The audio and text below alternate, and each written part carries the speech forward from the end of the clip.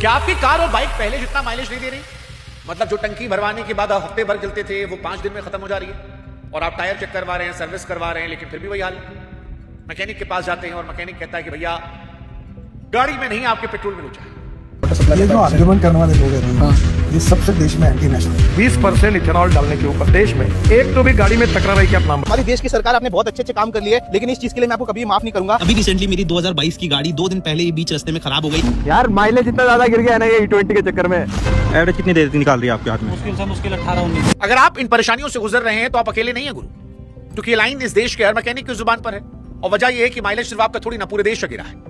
और इसको समझने के लिए आपको टंकी के अंदर झांकना पड़ेगा। और टंकी के अंदर झांकते ही पहली चीज जो हमको दिखाई पड़ी वो ये कि अगर आज आप 100 रुपए का पेट्रोल डलवा रहे हैं तो उसमें 20 रुपए का पेट्रोल नहीं है, 20 रुपए कुछ और है।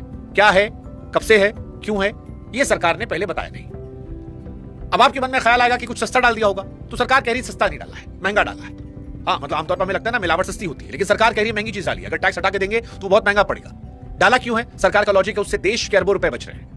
हालांकि वो अरबों रुपए की बचत सरकार की आपके ऊपर क्या नुकसान कर रही है, इसको लेकर असमंजस है। क्योंकि सरकार कहती है कि हर नए पुराने गाड़ी के लिए ये E20 पेट्रोल सही है, एथेनॉल वाला।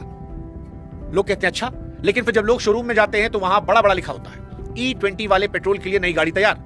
अब आदमी कंफ्यूज होता है कि मंत्री जी तो कहे थे कि सारी गाड़ी में चंगा सी, फिर ये नई गाड़ी में खास इंतजाम क्यों? और अगर खास इंतजाम जरूरी है तो जो पहले से करोड़ों गाड़ी दौड़ रही है उनका क्या? और नहीं है तो अलग से क्यों लिखा गया है?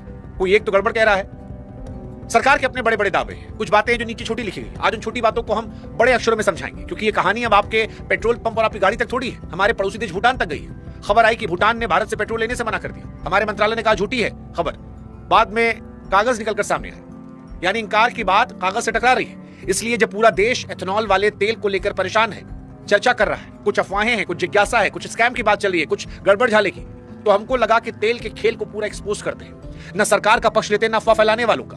आम आदमी को समझाते हैं कि तेल का खेल है क्या, क्योंकि सरकार का करीब 2 लाख करोड़ बचाने का दावा है। व्हाट्सएप पर चल रहा है कि माइलेज 30% तक गिर गया।